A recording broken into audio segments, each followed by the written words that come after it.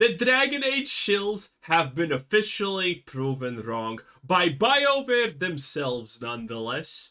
Let's take a moment to congratulate ourselves with this small yet obviously meaningful victory, because we can now officially laugh at them with absolutely no remorse.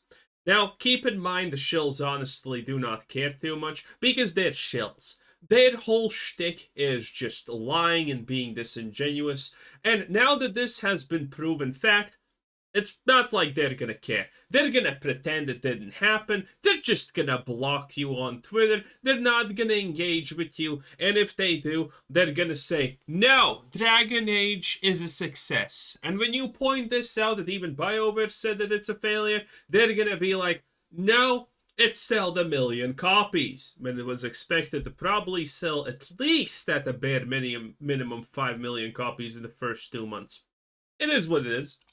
Hey, what's up guys, Riff here. So today we're going to be once again looking at the never-ending downfall of Dragon Age the Veilguard and BioWare. I think it's no secret at this point, this game was very costly for BioWare as well as EA. And the other day we looked at this article from IGN reporting on a series of layoffs going on at BioWare and a restructuring where basically the remaining team over at BioWare is now focusing their energy on the upcoming Mass Effect game. Now, last time we looked at the reaction to this, mainly from the now former employees of BioWare who took to their favorite echo chamber, Blue Sky, and they shared that they had been terminated and also were now looking for new jobs in the industry. However, in the day or so since then, there's been a lot of fallout across the industry, and some of the observations we're going to be looking at today involve games journalists and how they're covering this situation and how they're trying to shift the blame of the situation onto.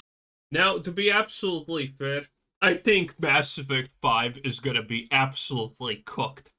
Because the best and most brightest people who did not get fired are probably woke activists also. They're just LBGTQ alphabet soup kitchen mafia style of shills. And they are probably the ones who stayed for the majority anyway. Which means, well, everyone who's going to get hired is going to be them again for Mass Effect 5. And Mass Effect 5 has no actual shot at being good. Okay, listen. When you're talking about a medieval fantasy game with dragons and shit, and you still put in surgical scars and wokeness and establishing gender identities and trans thingamajiggies, what do you think is going to be about the future where cosmic space powers and magic exists, huh? How do you think they're gonna mess up that? Well, the answer is they're gonna mess up that a lot, okay? If you think Dragon Age was bad, dude, again, medieval fantasy game, technically. Think about what's gonna happen to Mass Effect with all that technology, okay? You're gonna be already forced to play as a trans individual, no matter what, okay? It's not gonna be even close. It's gonna be bad. To gamers and imbeciles and other labels they have attached to the people they want to make the boogeyman of BioWare's downfall. And on top of that, we're going to look at one other party, YouTubers. Not YouTubers like me, but YouTubers who are definitely shills for BioWare, who now find themselves in a very weird situation where they have to try to move on from this, find a new personality, and try to basically deal with the fact that their cash cow, Veilguard, did not last as long as they thought it was going to. So let's begin with this right here. So we all know that there is definitely a lot of unemployed people over at BioWare. They're unemployed because, of course, I have seen this. By the way, this character is a self-insert, most likely, of Dragon Age Veilguard's director. Oh yeah. Oh yeah.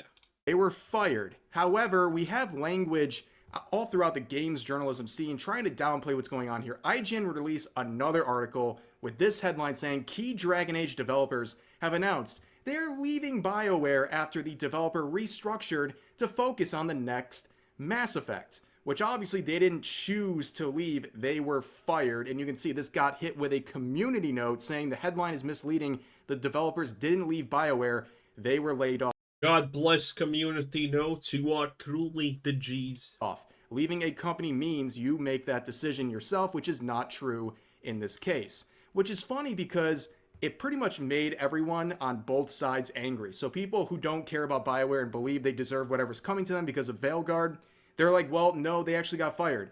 Then the people who support BioWare are like, that's an unfair categorization of this situation. They did not just peacefully leave on their own accord. So this is a giant L from IGN, but what's new here? But what they're reporting. When was the last time IGN was not lying to their viewers, to their readers, to their fans? When was the last time that IGN most likely did not take money in some way, shape, or form from a company that they did a review on?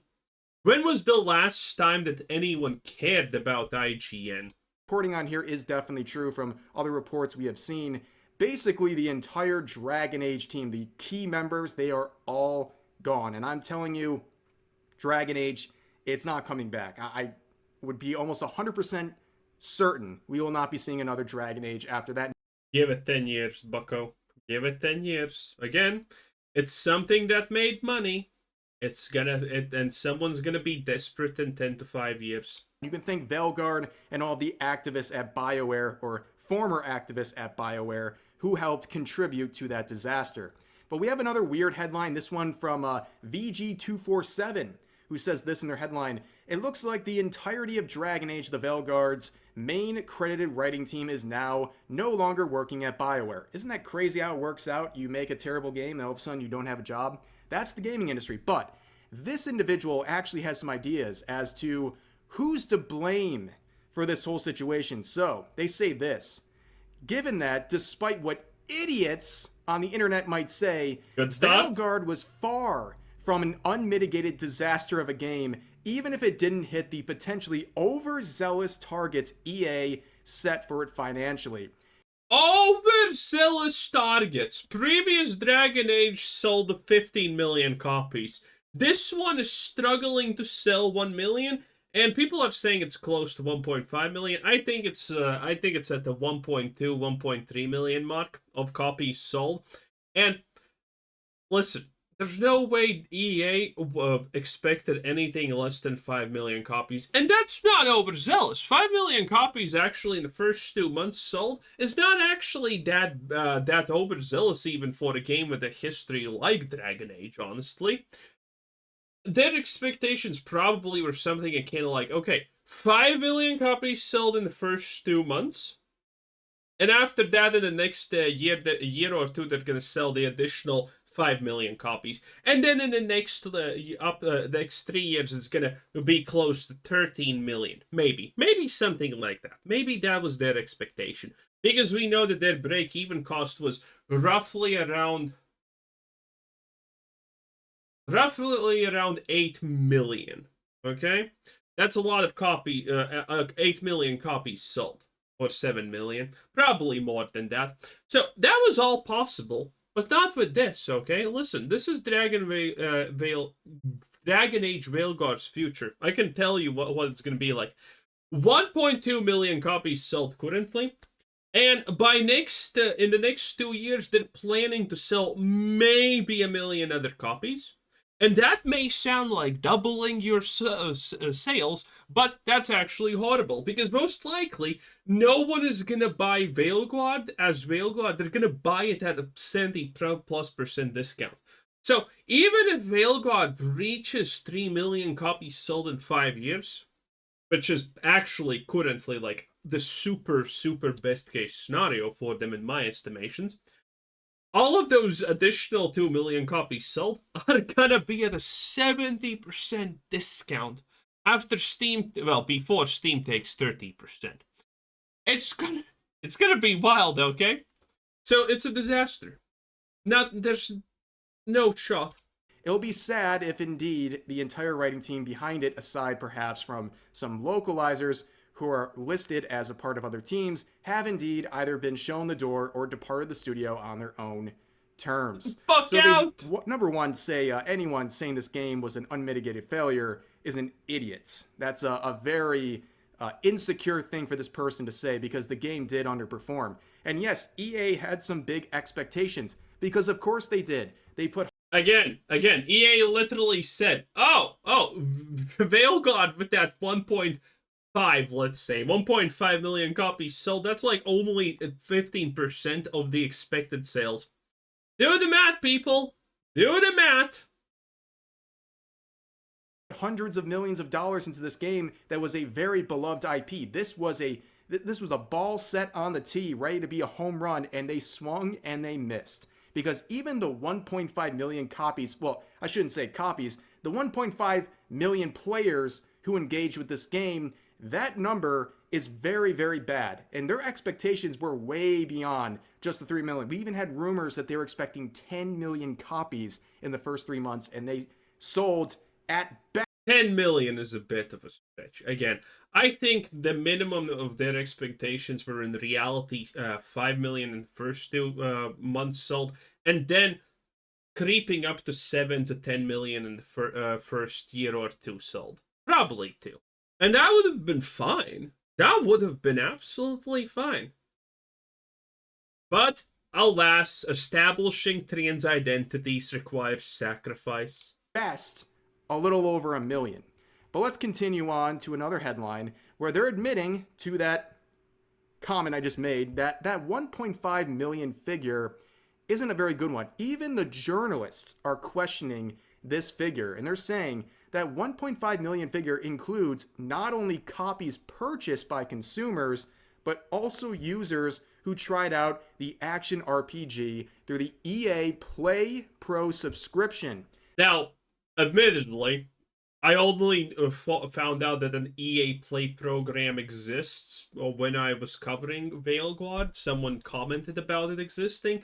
I don't think it has a lot of subscribers, okay? So this is pretty bad and hilarious, but I don't really think that there's a lot of subscribers for this crap. So its full game sales are even lower.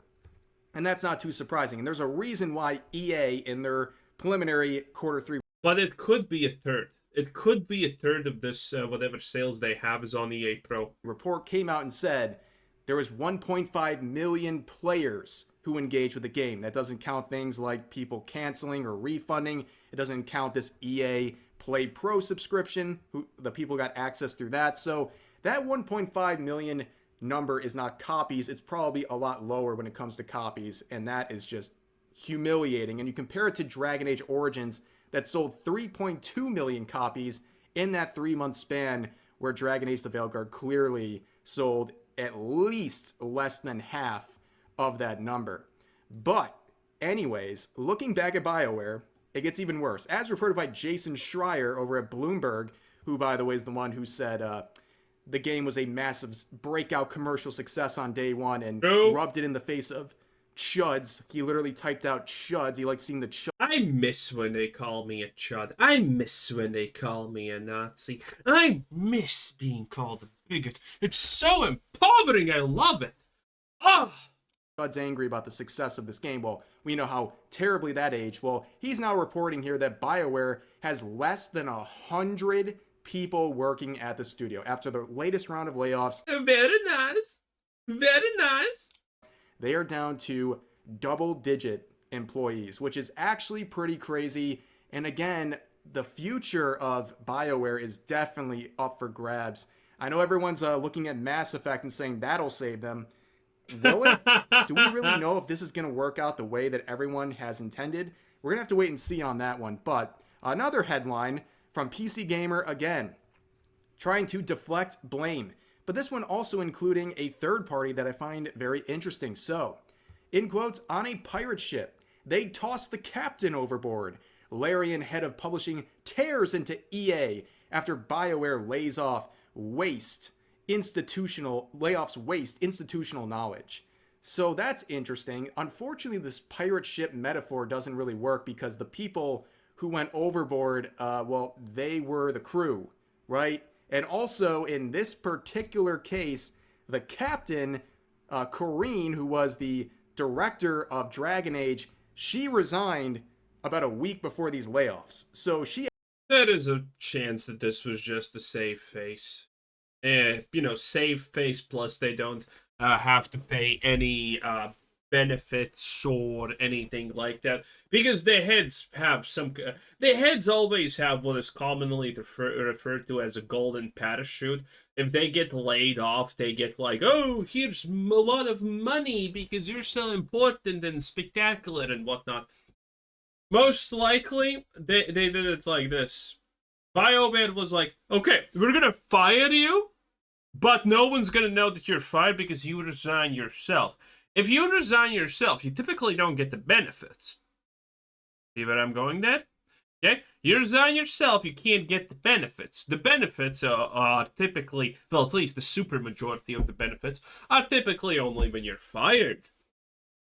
So, to save face that this wasn't a disaster, that they did not want that person out of there as fast as possible, most likely a deal was struck.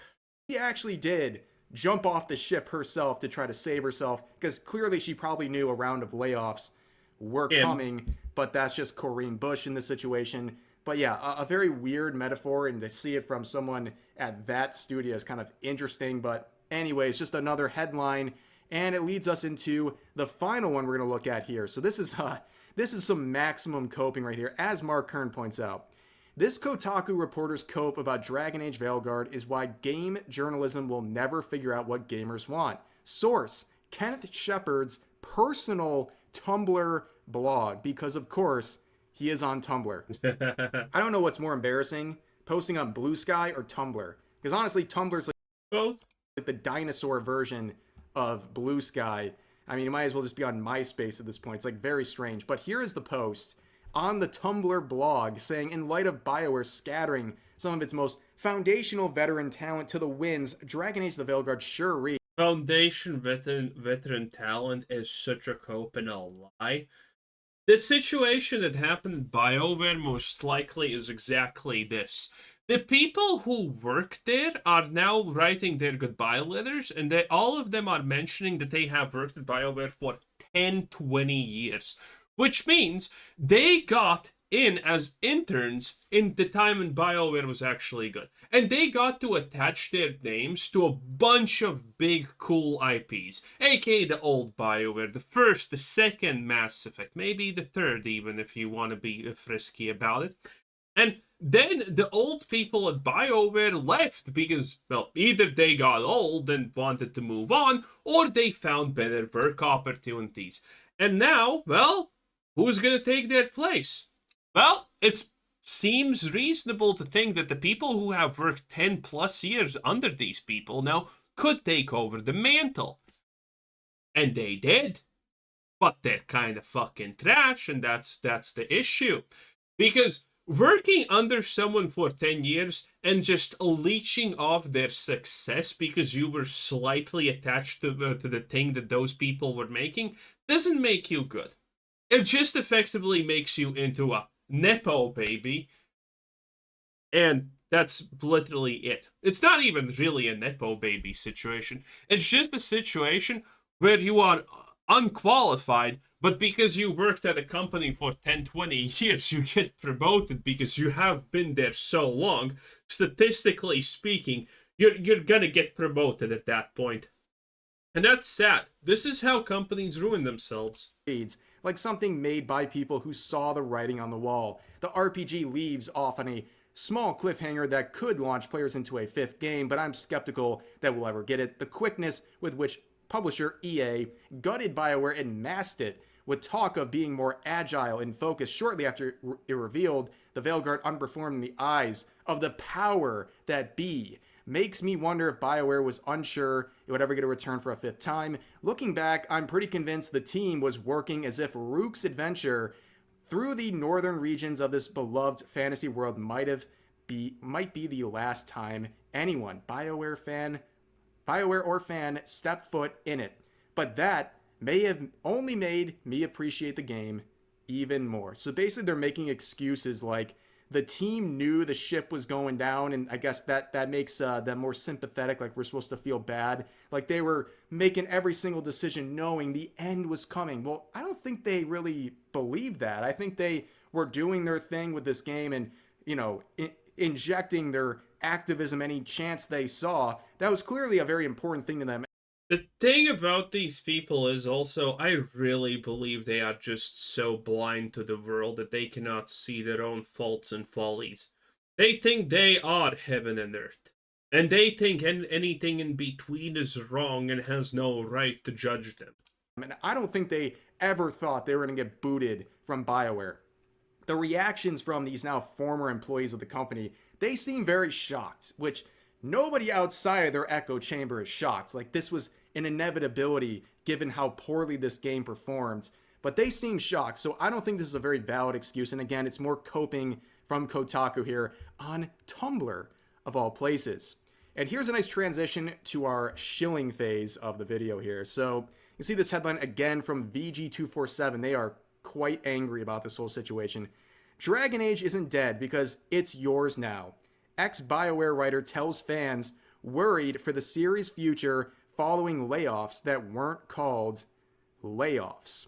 So here is that former member of BioWare right here on their Blue Sky account responding to this YouTuber who says, apart from my favorite thing being shot in front of my eyes, what is haunting me is the state of things. Dragon Age dying at the same time as my country rockets to fascism doesn't feel like a coincidence. Oh my god, did they just compare Dragon Age the Veilguard failing to a rise in what they believe is fascism? Oh boy. Yeah, what a crazy world you live in. But, you know, seeing this whole thing, if you're upset about it being shot in front of your eyes, it was shot in front of your eyes when they decided over at BioWare to make this an activism piece. Yes, they went out of their way to try to inject as much nonsense into the game. They cared way more about activism and their personal views than they did making an exciting, fun experience. And even with all of the woke nonsense, if you try to overlook it, the writing was just terrible. It's not up to snuff for a Dragon Age game. But here we have this former employee, they say this. So a cool French woman dropped a cool quote from Camus on me today. In the midst of the hell is Camus? Winter, I found there was within me an invincible summer. I mean, who does resistance like the French, right? What the fuck? French and resistance? The French flag is on the moon because it's white now. Are you kidding me? The French and resistance? The French in surrendering and not fighting, more like, that's more like it. What do you mean the French and resistance? The French have the least amount of resistance in the world. Holy America. Fuck. That's sad. Oh my, are you just making up history now? Yeah, well, actually, you kind of. Anyway, I think that's it. That was Rivs' Desu 10 out of 10. Have a nice day. Bye-bye.